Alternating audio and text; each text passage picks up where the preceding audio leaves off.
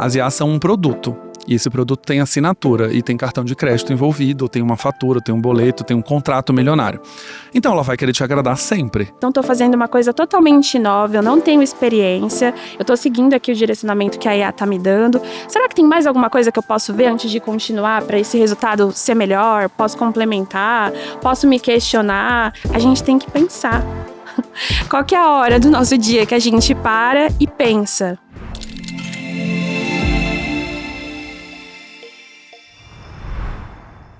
Olá, eu sou Renata Rivetti, host do podcast Ainda Humano, um espaço para conversa sobre saúde mental e bem-estar em tempos de IA no ambiente de trabalho. Se você abrir a sua caixa de e-mails ou rolar o feed das redes sociais hoje, vai perceber um padrão.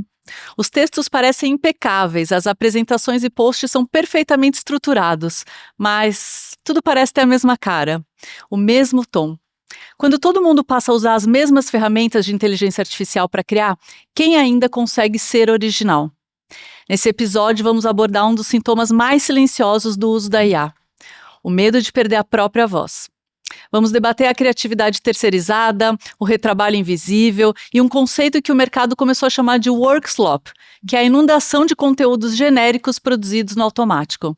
Afinal, a IA está expandindo a nossa mente ou apenas pasteurizando as nossas ideias? Para elevar o nível dessa conversa, temos dois convidados super especiais hoje. Laís Mello, psicóloga clínica, experiência em produtos de saúde mental e tecnologia, pesquisadora sobre IA e sobre o impacto da IA na saúde mental. E Galileu Nogueira, CEO e fundador da Galileu Branding, com mais de 15 anos de experiência em construção de marca. Bem-vindos. Prazer estar com vocês. Muito obrigado pelo convite. Acho que o papo vai ser bom hoje. Não, muito feliz de recebê-los e acho que é um tema que a gente precisa começar a falar. O Fórum Econômico Mundial fala muito das habilidades humanas necessárias, para o profissional do futuro. E a criatividade entra aí como um dos pontos principais para esse profissional do futuro. Mas no meio desse mercado, e aí vou começar com você, Galileu, você que trabalha estratégias de marcas há muito tempo, o que você tem visto acontecendo e como é que a gente mantém a criatividade nesse cenário que de fato hoje tem perdido de fato originalidade, autenticidade? Eu acho que é uma sensação que todo mundo enxerga, mas como manter isso de fato e usar esse nosso poder para continuar criando? Bom, eu acho que essa pergunta é excelente para a gente abrir o papo, porque a gente tem que lembrar que a criatividade ainda é uma habilidade humana.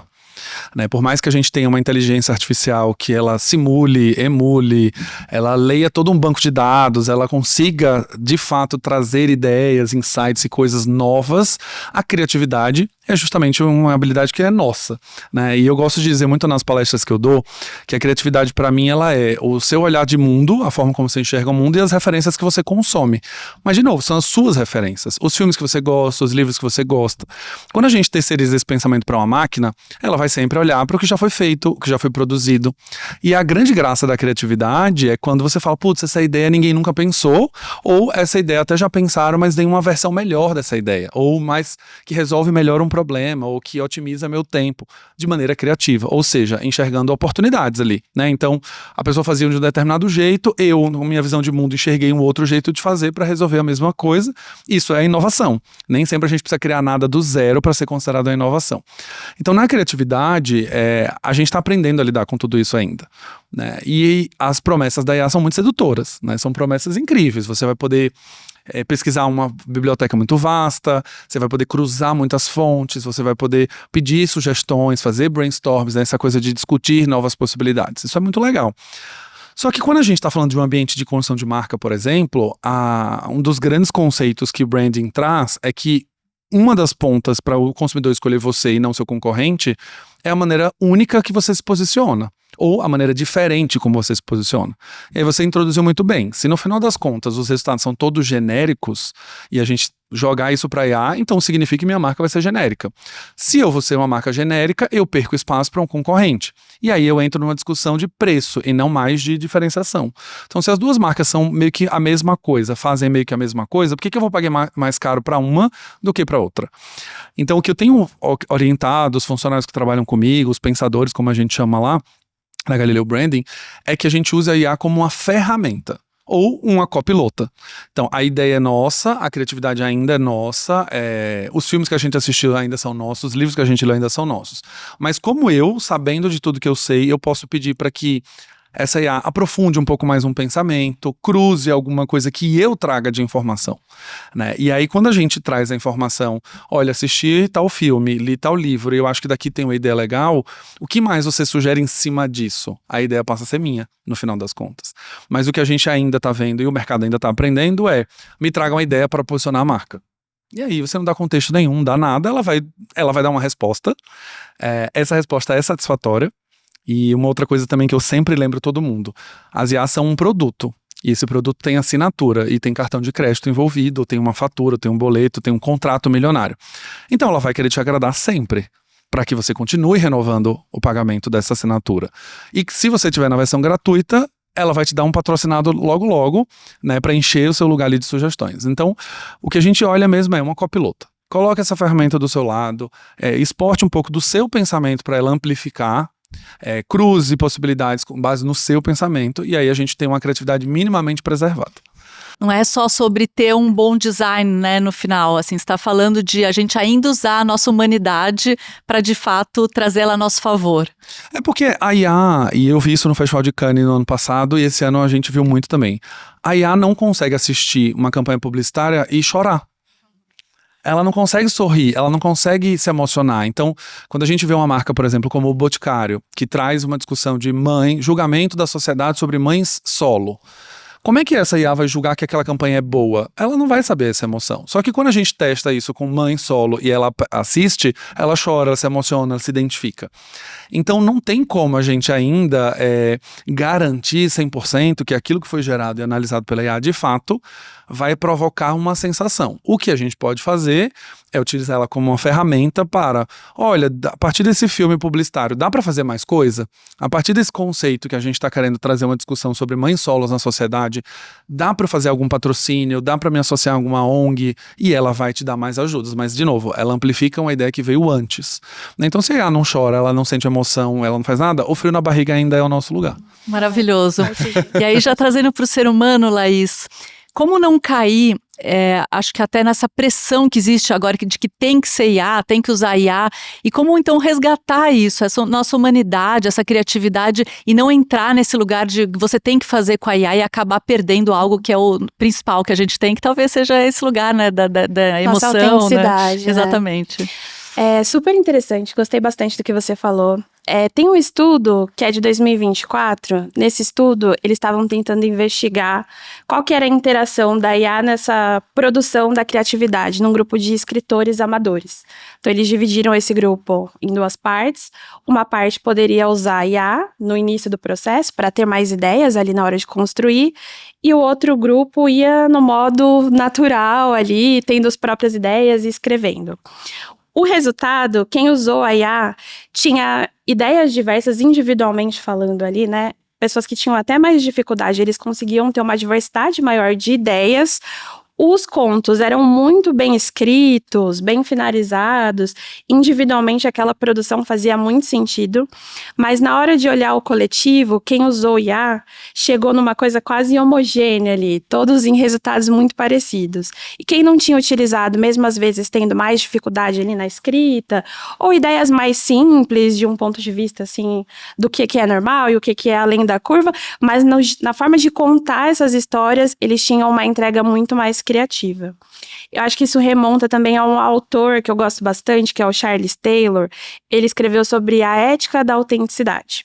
E ele fala que quando a gente pensa em ser autêntico, a gente já perdeu a nossa autenticidade.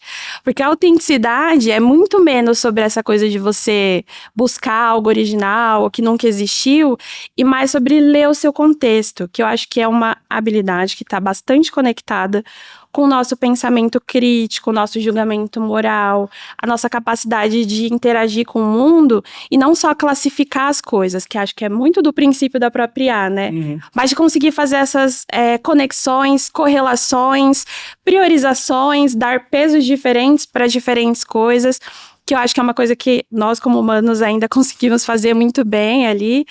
Por isso que eu acho também que uma das formas que a gente tem de preservar isso é pensar criticamente, reflexivamente, sobre o nosso repertório e sobre como a gente expande ele, né? Como que a gente ainda vai continuar tendo contato com o mundo, com as pessoas, dentro das relações, para a gente conseguir expandir essa bagagem que cada um de nós carrega e constrói dentro da sua história de vida, né? Perfeito, maravilhoso. Fiquei pensando também, Galileu, o quanto que a gente tem hoje também uma outra armadilha, que é a gente vive hoje o dia do trabalho infinito, né? Então, quando a gente vê, a gente acorda, já começa a trabalhar, tem aí algumas pausas ao longo do dia e volta, termina o dia de novo trabalhando, né? Acorda com o celular e dorme com o celular. Tem um estudo da Microsoft que mostra que a gente tem 275 interrupções digitais ao longo do dia. E a IA parece que vai resolver esse lugar da produtividade, que a gente pode ser então mais produtivo, mais eficiente, mas como não cair nessa armadilha de no final volume por volume e até essa pseudo-produtividade que a gente vive hoje? Estamos super ocupados, mas no final, o que de fato é relevante? Quando eu penso no mercado criativo, são entregas muito óbvias, né? E não é sobre trabalhar mais. Como não cair nessa armadilha de produzir mais e mais e aí perder de fato o lugar, o que Domênico de Masi falava, né, talvez até do ócio criativo. Eu acho que aqui é uma discussão muito boa pra gente ter, e que bom que a gente tá tendo lugares como aqui, o podcast, pra falar sobre isso, porque acho que a gente tá começando a criar um sistema de trabalho, né, e todo mundo que trabalha em uma marca, tem seus gestores e os diretores, a gente precisa formatar um pensamento. Por quê? Tá se vendendo a ideia da produtividade infinita, de que você ganha tempo, salva tempo, né? Eu tenho atendido muitas marcas que vão trabalhar com IA, que querem trazer essa proposta de valor, que olha, o seu time vai ser mais produtivo. Da simplicidade, né? Você vai reduzir para uma etapa, vai apertar você pode mandar botão. 10 pessoas embora, que uma vai fazer o trabalho das 10. Legal, assim, o ponto é que se isso vira um padrão de mercado, a gente começa a ter nossos chefes, ou no meu caso, né, as empresas que prestam serviço, como quase que, se você não tá usando, você não é bom. Se você não sabe fazer, você não serve, ou se você está fazendo menos do que você poderia, a sua performance está baixa. E eu sempre faço uma pergunta, né? O que a gente faz com o tempo economizado? Então, assim, tem tanto uma proposta, né? Eu economizei tempo. Eu tenho uma brincadeira que eu falo quando vem com esse argumento, que a pessoa fala, nossa, mas eu economizei tempo. Não. Você fez o quê? Uma pipoca de micro-ondas nesse meio do caminho? 3 minutinhos ali que você foi no banheiro, voltou? É isso que você economizou no final? Por quê? Porque também a gente vai para um lugar que tá bom, então se eu reduzir 3 horas para 1, eu vou te colocar mais trabalho. Porque agora o que você levava 3 horas em uma tarefa só, agora eu quero que você faça 3 tarefas em 3 horas. E aí a gente começa a ir no lugar de um burnout, certamente, mas um burnout criativo, que é a partir do momento que eu tenho uma entrega atrás da outra, e eu não consigo desenvolver meu senso crítico, eu não consigo pensar no final. A gente tem alguns processos na consultoria, quando a gente apresenta alguma plataforma de marca, que a gente termina sempre falando, vamos dormir, vamos tomar banho, amanhã a gente fala sobre esse arquivo, porque do momento que a gente apresentou até o outro dia, a gente vai assistir um filme, a gente vai ver um comercial, a gente vai falar com um amigo, a gente vai dormir, a ideia vai decantar um pouco, o seu estado emocional amanhã é diferente do de hoje, o que você achou ontem muito bom, você pode acordar e falar, cara, pensando melhor, não sei se é tão bom. E aí quando eu tenho essa falácia da produtividade, então significa que não dá pra eu pensar, porque eu tenho que aprovar hoje, pra fazer outro trabalho hoje, pra fazer outro hoje, fazer outro hoje. Então assim, vai sair o que vem. E pra criatividade, sair o que vem é muito ruim, porque sair o que vem é não ter senso crítico. Então assim, ela respondeu, eu acatei e fiz. E tem outro dado preocupante também em algumas pesquisas, que eu já vi em alguns institutos, que 85% das pessoas acreditam fielmente que o que a IA responde é verdade. Porque a plataforma ela é desenhada de uma maneira muito convincente. Ela te elogia, ela fala que o seu pensamento foi ótimo, que você tem um ponto de vista. Eu quero muito ouvir você agora como psicólogo, como que é esse reforço positivo. Porque assim, eu me sinto a pessoa mais inteligente do planeta quando eu converso com as IAs, né? Porque é assim, você acertou, você olhou exatamente o que ninguém está vendo. Nossa, será que ninguém está vendo mesmo, né? Então eu também fico um pouco nesse lugar de ela é um produto que quer que eu renove a assinatura. Então, aí você tem que ficar dando prompts negativos, né? Não me elogie, não exalte meu trabalho, não sei o que, seja sincera. Seja super crítico. Seja crítico. E aí, assim, você fica na loucura. Então, eu acho que a criatividade nessas horas, né? E por isso que eu falo que é estrutural. Se a gente tem um chefe, tem uma empresa que fala, mas eu tenho que fazer 3 campanhas por dia, eu tenho que entregar 4 peças por dia, eu tenho que entregar 4 estratégias de marca, por uma questão de quero manter o meu emprego e preciso atender a necessidade do cliente, eu vou entregar o que vier. Eu vou entregar o que vem, a resposta que vem, eu não vou analisar. E tem muito erro ainda. Eu já fiz diversas consultas em trabalhos estratégicos que vem uma resposta e falo, nossa, ela deu uma saída muito boa, ela tem uma argumentação legal. E aí eu faço um prompt simples, de onde você tirou essa informação? Ou de onde vieram esses dados? Ou como você chegou a essa conclusão? E às vezes ela responde, você tem razão, eu inventei. E assim, como profissional, eu não posso chegar numa informação inventada. Eu não posso apresentar uma informação inventada. Só que se eu tenho uma meta de fazer 3 campanhas por dia, entregar X roteiros, eu vou deixar passar. E aí é onde a gente entra no Workslop, né? Que é basicamente um monte de lixo digital. Um monte de artigo de LinkedIn que a gente não quer ler. As pessoas estão usando até para comentar os posts. Então assim, cara, se você não quer nem ler o texto para comentar, não comenta. Passa reto no feed ali. Significa que a pessoa nem sequer desenvolveu o próprio pensamento, né? Ela não tem uma opinião própria sobre aquele artigo, né? Então eu tenho usado com moderação, acho que para preservar essa criatividade e a gente não ir para o Workslop, é você realmente ter tempo para pensar sobre isso. E também você alertar todo mundo, assim, não vai sair, não é pastelaria aqui, não sai um pastel quentinho a cada 10 minutos, porque se sair, vai sair ruim.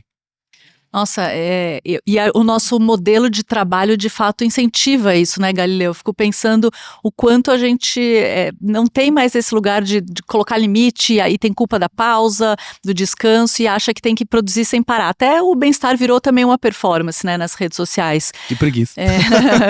E aí pensando nisso, Laís, como é que a gente como ser humano consegue olhar esse nosso dia a dia para de fato organizar a nossa vida e fazer essa gestão do tempo, entendendo que vivemos sim essa pseudoprodutividade, esse modelo de dia infinito, ele não é produtivo, ele só nos adoece e a gente vem batendo recordes de saúde mental, né? Então assim, segundo a OMS, 1 bilhão de pessoas com transtornos mentais no mundo. Como não entrar nisso? Porque eu acho que as redes sociais já têm um grande impacto negativo nisso, comparação, né? Esse lugar da performance, e a IA pode incentivar e estimular mais ainda. Ainda mais. Né? Eu achar que alguém está fazendo mais do que eu, a outra empresa fez, eu preciso me superar. Então, como não entrar nisso como ser humano, na sua visão como psicólogo, assim, o que cada um pode fazer também para sair desse ciclo sem fim? Desse movimento, né? Acho que vocês têm toda a razão. É um processo extremamente cultural, muito mais cultural, social do que individual. A gente vem vivendo essa experiência como grupo mesmo. E aí, para a gente clarear as ideias aqui, queria que vocês me acompanhassem em 2 ideias. Uma é de como o conceito de pensamento crítico surgiu, que eu acho que vale muito a pena. E a outra eu queria que a gente explorasse um pouquinho o que é um processo de trabalho criativo, o que é um processo de resolver problemas com criatividade. E aí, primeiro pensando um pouquinho no senso crítico, no pensamento reflexivo, que foi o primeiro nome para esse fenômeno que hoje em dia a gente até chama de metacognição, né? Vão surgindo outras formas de nomear tudo isso. Então, um pesquisador da psicologia, da área de aprendizagem humana, aprendizagem adulta, que é o Piaget, um dos pais, assim, né, de todo esse conhecimento. Hoje em dia ele até é criticado, a teoria avançou bastante. Mas lá no início da sua pesquisa, ele falou, eu quero tentar capturar o momento do desenvolvimento humano em que o pensamento crítico, ele surge. Qual que é a primeira vez que a gente, né, chegamos nesse mundo como bebês ali? Qual que é a hora que a gente desenvolve esse pensamento crítico? Ele foi fazendo vários experimentos e um dos mais conclusivos, ele observou um grupo de crianças jogando bolinha de gude. E ele ficou tentando observar, não tem nenhum adulto mediando a brincadeira. Eles têm que colocar as próprias regras, eles têm que pensar ali na satisfação pessoal deles, tem que ser uma brincadeira divertida. Que horas que vem esse pensamento crítico? E aí o que hoje a gente chama ali como pensamento moral, ele entendeu que é muito menos um pensamento moral no sentido de uma autoridade colocando regras e muito mais a compreensão do grupo sobre o que é eficaz para essa coesão ali e para que todos consigam se beneficiar a partir dessa brincadeira. Então, acho que é super importante a gente remontar que o nosso pensamento crítico, ele precisa estar baseado nesse processo, um processo muito mais coletivo do que individual. É assim que a nossa moral é construída. Para que a gente evite se sentir atrasado, porque é a gente que está construindo qual que é a linha de chegada ou qual que é o ponto de partida. Então, é a gente que define também um pouco desse processo de se a gente está no ritmo certo, se tem um ritmo certo. O que é o ritmo certo, o que é o ritmo certo. Então, acho que é super importante a gente pensar nessa questão ali do o que é o pensamento reflexivo, né? E pensando um pouquinho sobre o processo do trabalho, eu acho que essa é uma coisa super interessante para a gente pensar dentro das empresas, como colaboradores, como lideranças, como pessoas que organizam o trabalho, qual que é o trabalho? Quando a gente considera que o trabalho foi feito? Quando a tarefa saiu? Quando as pessoas estavam pesquisando para fazer a tarefa? Quando as pessoas colaboraram para cada uma contribuir com a sua expertise e daí sim poder chegar no resultado final? Na hora que eu tô na minha casa, tomando banho, e eu tenho uma ideia no chuveiro, eu tava trabalhando? E como que a gente consegue se abrir para pensar e expandir o quanto a IA, ela tá muito envolvida ali no processo do resultado final, muitas vezes de um projeto, de uma atividade, mas o sentido do trabalho, ele é muito mais amplo. E é quando a gente se conecta com esse todo maior que a gente cria o senso de propósito. Então, o meu repertório, ele passa a ser menos essa caneca aqui do Els e muito mais esse objeto em perspectiva, porque ele faz parte de algo muito maior. Então eu consigo também colocar as minhas referências nessa perspectiva e conectar elas com o restante do mundo, me abrir para esse mundo, para ver coisas novas e poder fazer uma coisa importantíssima que a gente esqueceu que a gente tem que fazer. A gente tem que pensar. Qual que é a hora do nosso dia que a gente para e pensa? Inclusive, né, uma coisa que eu tenho tentado praticar no meu uso de IA, junto com o meu time, nas atividades que eu realizo, são momentos em que a gente não vai trabalhar, a gente vai sentar junto, ou vou sentar sozinha, e eu vou tentar pensar por 15 minutos no que eu tô fazendo, para entender, poxa, será que eu tô até pensando nesse processo automatizado da melhor forma que ele poderia ser? Será que eu posso pegar mais insumos? Não estou fazendo uma coisa totalmente nova, eu não tenho experiência, eu estou seguindo aqui o direcionamento que a IA está me dando. Será que tem mais alguma coisa que eu posso ver antes de continuar para esse resultado ser melhor? Posso complementar? Posso me questionar? Não só esperar também que a própria IA muitas vezes venha com esse senso crítico, mas o que a gente pode desenvolver. E aí, esse é um processo extremamente desafiador. Não é à toa que existe terapia, que nada mais é do que um processo de tomada de consciência. Mas eu acho que uma dica que eu posso dar que ajuda bastante é a gente tentar sempre ver esses processos de fora. Aquela coisa, né, de você só ver a ilha quando você tá fora da ilha. Então, sair mesmo, ter esses momentos em que você suspende, tem um olhar de fora, observa, critica, aprimora, refina, e daí sim volta, né, pra poder ter essa continuidade ali dentro. Eu queria fazer até um adendo aqui, uma das coisas que eu também tenho feito é usar a própria IA para aprender também. Porque a gente tá falando muito aqui do resultado final, né? Gere pra mim, faça pra mim. Outra coisa não sei nada sobre esse assunto, me ensine. Ela também vai ensinar. Então, recentemente eu tava fazendo uma apresentação de um tema que eu não dominava, queria saber um pouco mais, e eu usei 2 IAs. Uma IA como ferramenta para o design da apresentação, mas outra ferramenta para me ensine sobre determinado tema que eu não sei. Então, conforme eu fui aprendendo e respondendo, né, e eu achei um mecanismo de aprendizagem muito bom, porque a conversa era, ela me apresentava um conceito e me fazia uma pergunta. E eu tinha que responder uma pergunta, ou seja, ela me fazia refletir no mínimo. Então, ela me ensinava lá um conceito, né? Esse caderninho aqui é rosa. Como é que você explicaria o rosa para alguém? Então, eu tive que pensar para escrever de volta. É super legal. E é super legal, porque aí eu não tô só dizendo, olha, me explica então como é que se explica, né? Tipo, me faça pensar um pouco. Com base no que ela tava me fazendo aprender, aí sim eu consegui, numa outra inteligência artificial, pedir para fazer o que eu queria fazer. No final, eu tinha que fazer uma apresentação. E aí eu pedi, né, com todo o contexto que eu já tinha, me veio uma apresentação. E aí eu olhei e falei, cara, tem uma coisa estranha nessa apresentação, porque eu acabei de aprender sobre esse assunto, mas parece que a narrativa tá meio estranha, parece que os dados estão meio soltos, não tem um fio condutor. Não tem um storytelling, né? Não tem um storytelling e tal. E como eu já trabalho com isso há 15 anos, eu falei, cara, é estranho, assim, essa apresentação não tá legal. E aí eu comecei a fazer a batalha das IAs. Então, assim, eu não estou achando legal, a IA que me ensinou corrige o arquivo final.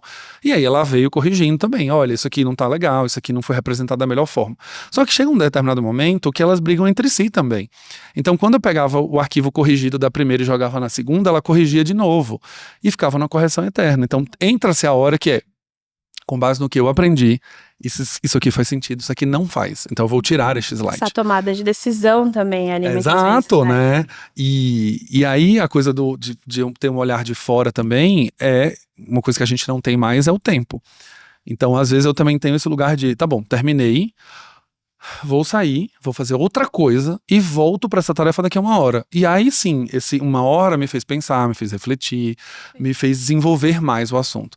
A questão é que eu tô num momento agora de consciência grande que eu fico com uma certa ansiedade, que é essa 1 hora eu podia estar fazendo outra coisa.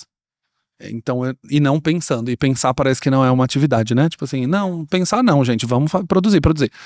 E aí eu fico com eu olho assim e falo, gente, mas se eu pago essa IA mensal, eu tenho que gastar esse token até o fim. Eu tenho que gastar todos os dias. Eu não posso dormir um dia sem gastar o token porque ela tá me cobrando, né? E é um pensamento que eu dou risada, mas me assusta também, porque eu já fico com a sensação de que eu tô dando dinheiro sem trabalhar, né? Mas aí eu volto e vou tomar banho e tá tudo bem.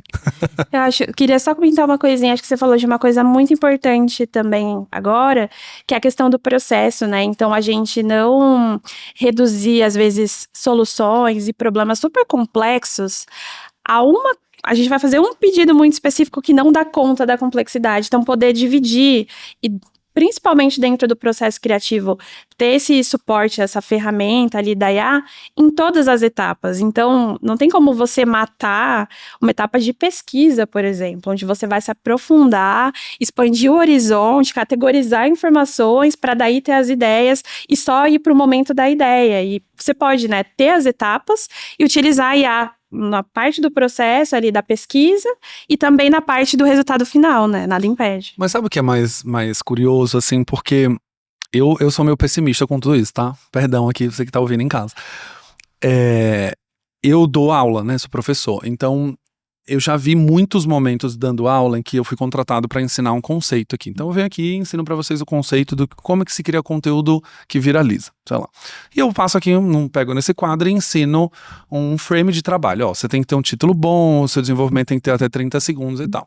E aí eu passo um exercício. Eu já dei aula para turmas que elas resolveram o exercício usando a IA. Só que eu acabei de ensinar. Tipo, eu acabei de dar uma aula sobre isso de 1 hora. Você entrou num ponto que eu queria te perguntar exatamente isso, Galileu. A gente aprendeu a trabalhar de outra forma. E eu acho que a maturidade que eu ouvi na tua fala tem muito a ver com a tua história, com tudo que você já trabalhou. Você aprendeu a ser criativo, tendo que, de fato, ser criativo, né? Como trazer, então, esses jovens que entram no mercado de trabalho e não tiveram esse lugar do senso crítico, da criatividade, que já falam, então, a IA resolve. E aí, nesse momento, o workshop fica mais óbvio ainda. Como é que tem sido e você contou algumas coisas que você tem feito na tua agência, né? Como é que a gente, de fato, conversa com as pessoas e traz elas para elas não perderem ou aprenderem algo que a gente aprendeu? É uma pergunta dura, tá? De falar, e aí eu entro na posição do chapeuzinho de gestor, né? E eu vivi isso recentemente com o meu time. Um cliente contratou o meu serviço, né, como empresa, para batizar o nome da empresa dele, que é um dos processos chamado de naming, dentro do branding, né, que você tem que ter um nome. E o nome de uma empresa é um carimbo. Esse nome, em teoria, ele não deveria mudar, e se ele mudar, ele tem que ter uma justificativa, mas o nome precisa ter um significado, ele precisa ser construído para evocar alguma coisa. E o cliente contratou a gente para pensar nesse nome, o time de redatores, os criativos e tal. Era bem no comecinho que a IA explodiu, assim, 2 anos, 1 ano e meio atrás. E aí eu mandei, né, a gente teve a reunião com o cliente, ele pediu, o time me devolveu uma lista de 35 nomes. Na hora que eu bati o olho, eu sabia que era IA, porque os nomes, eles eram nomes aleatórios, soltos, né? E a primeira pergunta que eu fiz pro time foi, gente, qual é o racional por trás desses nomes aqui? E aí todo mundo ficou em silêncio. Não, a gente usou a IA, porque aí ela deu várias opções, e aí os racionais, eles eram fracos, né? Era assim, nuvem cinza. Nuvem que é de céu, cinza que é a cor que transmite esse respeito, sei lá. Não tinha construção, de fato. E aí eu tive que sentar com todo mundo, né, que eu acho que é o caminho natural, que gente, é o seguinte, se o cliente está pagando pra gente fazer, significa que ele, com a IA dele, não conseguiu chegar num resultado convincente. Se a gente apresenta como empresa um resultado que ele mesmo poderia ter chegado sozinho, o nosso trabalho perde valor. Então eu, como empreendedor, tive que falar, gente, se for para usar IA, o cliente mesmo usa. Eles contrataram a cabeça de vocês. O racional de vocês, o repertório de vocês, a contratação não é do serviço de desenhar um nome, e sim o que tem por trás disso, né? E um outro ponto é a gente ainda como empresa também tentar incentivar ao máximo o consumo de referência. Então que a gente tem uma sessão toda semana, toda quinta-feira, que a gente tem reunião de time, no final tem um espaço para a gente ensinar alguma coisa para o outro que a gente aprendeu. Essencial. Você pode falar de astrologia, você pode falar de Pokémon, você pode falar o que você quiser. E você vai ensinar alguém. Porque eu continuo mantendo o pensamento de educação, de ter que me aprofundar, ainda que a pessoa tenha aprendido com a IA. Mas ela sentou, estudou e está tentando reproduzir o que ela sabe. O que eu sou pessimista nesse aspecto é que eu vejo que é uma terceirização mesmo. Então, se a IA já responde por mim, por que eu tenho que pensar, né? Eu tenho uma sobrinha de 17, engenharia alfa total, e ela não queria fazer inglês. Ia arrastada fazer curso de inglês, não queria, não achava chato, não sei o quê. E aí, ao mesmo tempo, ela olhava pra minha carreira e falava, eu quero ser igual a você dando palestra nos Estados Unidos. Falei, a primeira coisa, você tem que falar inglês. Mas eu acho chato, eu acho aquilo outro, eu vou contratar um tradutor. Então o pensamento se reduz a, se eu não sei fazer, eu contrato alguém que saiba. Se eu não quero pensar nisso, a IA pensa por mim. Se eu não quero decorar isso, ela decora por mim. E aí a conversa toda beleza, mas você palestrando num palco em inglês, não dá para ter um tradutor. Se você quer construir isso para você, a chance de você ser chamada para palestrar em outro país, tendo que levar um tradutor sempre, não te credencia muita coisa. Então você vai ter que estudar. Não quero, preguiça, é chato, não sei o quê. Tudo bem que ela tem 17, tá na fase chata também. Mas eu vejo não tão com bons olhos, porque é muito mais fácil delegar um pensamento, né? Desde que o Waze entrou nas nossas vidas, a gente não decora endereço nenhum. Né? Então, como se chega? Não sei, eu moro em São Paulo há 15 anos, eu sei andar nos arredores. Mas você fala, como é que chega em tal lugar? Não tenho ideia. Se cair a internet, não chego. Né? Só que até então é um endereço. Só que até então é o nome de uma empresa. Outra coisa é trabalhar. Né? Então, muitas vezes, essa coisa do operacional vai ser ótimo, mas o que vai trazer o seu valor como profissional é sua referência. Então, o que eu tenho tentado fazer com o time é consumam, leiam, estudem, não joguem um PDF e falem, resuma pra mim. Leia até o final. E tá cada vez mais desafiador. Né? Eu, para ler um livro físico, assim, é um estigma, assim, pega uma faca e vai em mim, porque, assim, é chato, começou a se tornar tedioso. É tedioso sentar em silêncio, ficar com um livro, folhando o papel. É chato, eu poderia estar vendo uma coisa animada, um vídeo, eu podia pedir pro Notebook LM fazer um podcast entre as duas pessoas, eu podia ouvir o audiolivro, Então, o excesso de estímulo também faz com que a gente ache tudo que não tem estímulo meio monótono, né? Então, também é um incentivo. Como fugir dessa dopamina rápida que a gente se viciou, Laís? Eu acho que tem um retorno, né, à nossa essência humana e uma valorização disso que é muito importante também. Acho que tem muita gente já que se sente...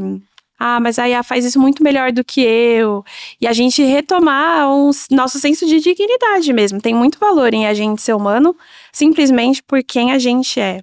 Conseguir valorizar essas experiências de vida também é uma coisa muito importante. Então, eu acho que um dos caminhos que tem para a gente se reconectar com tudo isso são todos os processos e atividades que eles estimulam a nossa autoconsciência. Então, a própria terapia, eu acho que a escrita, a conversa, olhando no olho com uma pessoa de confiança, né, que você tem uma troca genuína ali. Acho que a meditação, toda a parte do mindfulness, todas essas atividades que trazem uma profunda conexão mesmo. As teorias de motivação humana, elas falam que a gente precisa de 3 coisas para a gente se sentir motivado a fazer algo. Então, o vínculo, essencial, o vínculo acho que é a base de toda a nossa aprendizagem. Desde quando a gente é criança, ali a gente aprende com um adulto que cuida da gente através de um vínculo materno, um vínculo fraterno ali.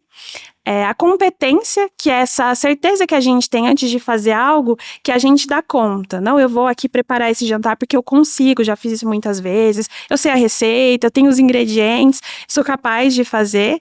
E acho que tem uma parte ali também dessa própria aprendizagem, nessa capacidade da gente se abrir para coisas novas. A IA, ela é muito transformadora entrando no nosso universo do trabalho, porque eu acho que ela consegue mexer e atuar em todas essas estruturas. Na aprendizagem, no senso de competência, ela mexe nos nossos vínculos. Quando a gente termina o dia, depois de ter passado ali, né, o dia todo mexendo na IA, a gente não tem energia para conversar, a gente já está tão acostumado com a resposta rápida que uma demora irrita a gente, frustra a gente, deixa a gente ansioso. Então, a gente remontar a importância desses processos, porque é eles que vão trazer também essa consciência. A estimativa é que 39% das habilidades que a gente usa hoje, a gente deixe de usar, elas não sejam mais parte do mercado de trabalho até 2030. E em contrapartida, é estimado ali que 10 a 15% dos profissionais tem essa capacidade do pensamento crítico, realmente ali no sentido de uma consciência, autoconsciência. Então, olha como os profissionais eles vão se destacar se eles começarem a desenvolver isso agora. Porque muito em breve isso vai ser muito mais necessário, por exemplo, do que uma habilidade tão técnica que a própria IA vai conseguir resolver por outros caminhos e outras formas, né? Perfeito. Se fala muito, né, no SXSW, se falou muito do profissional do futuro ser o generalista, não mais o técnico. O técnico talvez a IA resolva, mas precisa ser alguém que sabe liderar, que tem pensamento crítico, que consegue conectar pontos e pessoas também, né? E aí, pensando numa visão de saúde mental e bem-estar, a gente sabe também que esse lugar que você falou de nunca parar, no final só tem nos adoecido. Não nos traz produtividade, né? A cognição, a atenção plena não dura desse jeito que a gente fez. E até essa visão mais de felicidade, que a gente não tem nessa dopamina rápida, nessa busca incessante. A gente fica numa busca incessante, né? Então, aprender no final a usar talvez a IA para reduzir a nossa sobrecarga, para trazer ideias dentro do que eu estou trazendo, né? Eu criando junto, refletindo e no final fazer talvez o meu dia a dia ser melhor, mais produtivo, mais saudável e mais criativo, né? Mas resgatando, acho que como vocês falaram super bem, a humanidade. A gente poderia ficar muito tempo aqui, mas eu vou pedir para vocês, assim, mensagem final, o que vocês querem deixar? Então, Laís, assim, na tua visão, o que a gente pode hoje deixar para quem está nos ouvindo? Perfeito, vou dar uma dica que as pessoas que estão ouvindo podem fazer agora. Então, terminou de ouvir aqui o nosso podcast, liga um cronômetro aí, desliga tudo e passa 15 minutos pensando no que a gente acabou de falar. Eu acho que é um ótimo exercício. Assim como todas as habilidades psicológicas, é um treino, então talvez no início seja mais difícil mesmo, mas a gente fazer esse resgate é uma coisa que dá pra começar a fazer agora, então acho que é super bacana. Adorei, Galileu. Nossa, eu adorei, também quero fazer já. Eu gosto muito de caminhar. Caminhar também é uma atividade boa. Você terminou aqui, você caminha meia hora. Dá uma clareada boa no pensamento, mas não pode estar de fone de ouvido ouvindo música também, que aí você fica mais estimulado. Bom, eu acho que assim, pensando em quem trabalha com criatividade, a gente falou bastante sobre o consumo de referências e tudo mais, né? Eu acho que uma mensagem que eu gostaria de deixar é muito que tenha os seus momentos também para consumir coisas que você gosta de fazer, né? Quando a gente eu gosto muito de ver filme, por exemplo. Então, se eu tenho essa sensação de que eu poderia estar trabalhando ao invés de vendo o filme, eu poderia estar produzindo ao invés de estar vendo um comercial, né, de uma marca que ganhou alguma coisa em Cannes, por exemplo.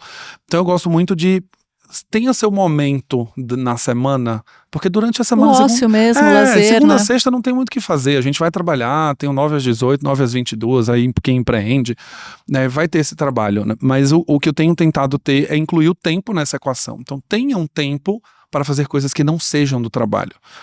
As ideias moram aí, né? Milhões de estudos já se passaram, né? Que as ideias vêm justamente desse ócio, no momento que você está tomando banho, no momento que você está caminhando, que você às vezes nem está pensando esvazia, muito. né? Quando você esvazia. E o seu cérebro consegue fazer essa conexão, depois fala, cara, isso aqui daria uma coisa legal. E consumir mesmo coisas que sejam diferentes, assim. Eu aconselho muito os meus alunos, quando a gente vai aprender, né, de consumir referência, ler coisas que você não são contrárias ao que você acredita, né? Força o pensamento. Então, eu sou uma pessoa de esquerda e a pessoa ali é da direita. Qual que é o benefício de ter um governo de direita? Vai ler lá, por mais que você não concorde minimamente, vai ler lá sobre isso. Não gosto de funk, mas vai ver o show da Anitta para ver o que tem de bom ali que você pode aprender, o que você gosta, o que você não gosta, para formar o seu pensamento. É difícil ensinar as pessoas a pensarem, né? Eu não posso ensinar a pensar, mas minimamente eu posso ensinar as pessoas a terem um caminho para pensar. Né? Então, eu incentivo muito os meus alunos. A gente serve algumas marcas, né, trabalha com algumas marcas que elas têm públicos que não são os nossos. Não sou eu que consumo aquele produto. Às vezes é uma classe D, às vezes é uma pessoa que não tem crédito. Qual artista que aquela pessoa escuta? Ah, mas eu não gosto. Você vai ter que aprender mais sobre esse assunto. E é daí que vem as ideias legais. Perfeito. Pensando, Sócrates falava, né? No final a gente não sabe nada. E esse talvez seja o nosso grande dom. E tem tanto empresário estudando filosofia, talvez por isso, né? Voltar a pensar. Galileu Nogueira, Laís Mello, amei a nossa conversa, que a gente possa seguir esse debate. Obrigada. Eu que agradeço. Foi muito bom. E se você gostou desse episódio e quer ser protagonista nesse debate, da gente não perder a nossa humanidade, a nossa criatividade, continue acompanhando os episódios e que a gente possa, de fato, ser protagonista dessa construção de um mundo ainda humano. Obrigada.